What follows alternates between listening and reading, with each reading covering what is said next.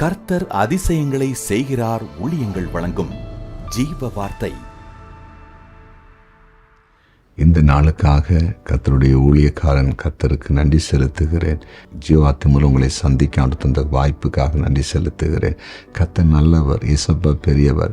கர்த்தருடைய ஊழியக்காரன் உங்களை வாழ்த்து ஆசீர்வதிக்கிறேன். நீங்கள் நிச்சயம் ஆசீர்வாதமாக இருப்பீங்க. இந்த பூமியில் நீங்கள் உயர்ந்திருப்பீங்க. உங்கள் துக்கம் எல்லாம் சந்தோஷமாய் மாறும். சரியா? நீங்கள் போகும் இடமெல்லாம் கர்த்தர் கூட இருப்பார். நீங்கள் செய்கிற காரியத்தை எல்லாம் வாய்க்க பண்ணுவார். நீங்கள் எதை செய்ய நினைக்கிறீங்களோ அந்த காரியத்தை செய்யும்படிக்கு கர்த்தர் அனுகூலங்களை உண்டு பண்ணுவார். விசுவாசிங்க. இந்த நாளில் கண்டிப்பாக உங்களுக்கு ஒரு அற்புதத்தை ஆண்டவர் நிச்சயமாக செய்வார். இந்த நாளின் ஜீவார்த்தைக்கான வசனம் சங்கீதம் 6:9. கர்த்தரின் விண்ணப்பத்தை கேட்டார், கர்த்தரின் ஜெபத்தை ஏற்றுக்கொள்ளுவார். கர்த்தர் என் ஜெபத்தை ஏற்றுக்கொள்ளுவார். சங்கீதக்காரங்க எவ்வளோ தைரியமாக சொல்கிறாரு, என் ஜெபத்தை ஆண்டவர் ஏற்றுக்கொள்ளுவார். தேவ பிள்ளைகளே, ஆம், இன்றைக்கி உங்கள் வாழ்க்கையில் நீங்கள் பல காரியத்துக்கு ஜெபித்து கொண்டே இருக்கலாம். உங்கள் ஜெபம் ஆண்டவர் கேட்டாரா கேட்கலையா அப்படின்னு ஒரு சந்தேகம் இருக்கலாம். கவலைப்படாதுங்க. உங்கள் ஜெபத்தை ஆண்டவர் அங்கீகரிப்பார், ஏற்றுக்கொள்ளுவார். ஆண்டவர் ஜெபத்தை ஏற்றுக்கொள்ளும்போது என்ன நடக்கும்? அந்த ஜெபத்துக்கு பதில் வரும். ஆண்டவர் ஜெபத்தை ஏற்றுக்குள்ள நடக்கும், அந்த ஜெபத்துக்கு அற்புதம் நடக்கும். சரியா? ஜெபம் கேட்டாலே அற்புதம் தான். கொர்நேலியன் ஒரு மனிதன் புதிய ஏற்பாட்டில் அப்போஸ்தலர் புஸ்தகத்தில் ஜெபித்து கொண்டே இருந்தார். அந்த ஜெபத்தை ஆண்டவர் கேட்டார், ஏற்றுக்கொண்டார். பதில் வருகிறது. ஒரு தேவதூதன் சொல்கிறா, உங்களுடைய ஜெபத்தை கர்த்தர் அங்கீகரிச்சிட்டாரு. உங்களுடைய ஜெபம் தேவ சன்னதியில் போய் எட்டி இருக்கிறது அப்படின்னு சொல்லத்தை பார்க்குறோம். அது மட்டும் இல்லை, யோப்பா பட்டணத்தில் அங்கே ஒரு மனுஷன் பேதுரு ஜெபித்து கொண்டிருக்கிறார்.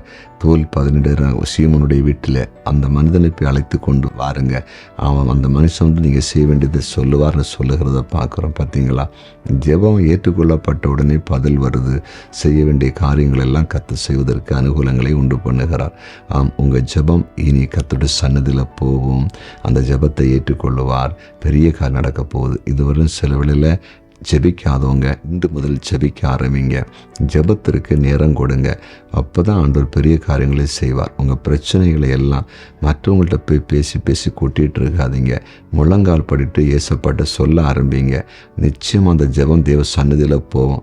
அங்கிருந்து ஒத்தாசை வரும், அங்கிருந்து பதில் வரும், அங்கிருந்து நமக்கு அனுகூலம் உண்டு பண்ணுற வழிகளெல்லாம் கர்த்தர் திறப்பார். சரியா? இன்றைக்கு நம்புங்க. ஜெபிப்போமா? ஜெபிக்கலாம். ஆம் ஆண்டவரே, ஜெபத்தை ஏற்றுக்கொள்ளுகிற பரம தெய்வமே, உம்முடைய விலையேறப்பெற்ற பிரசன்னத்துக்காக நன்றி. ஆண்டவரே, இப்போது ஜெபித்து கொண்டிருக்கிற ஒவ்வொருவரையும் கண்ணோக்கி பாரும்.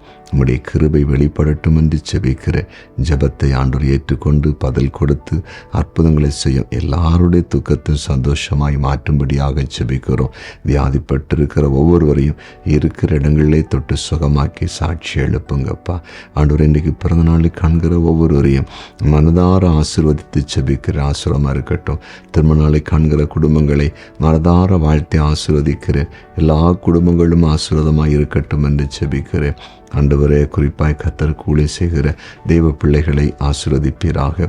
கற்பத்தின் கனி இல்லாதவர்களுக்கு கற்பத்தின் கனியை கொடுக்கும்படியாகவும் எசப்பா மன்றாடி ஜெபிக்கிறேன். அப்பா, நாளில் கமாண்டில் ஜெப குறிப்புகளை அனுப்பியிருக்கிற ஒவ்வொருவருக்கு நீர் அற்புதம் செய்யும்படியாய் ஜெபிக்கிறோம்.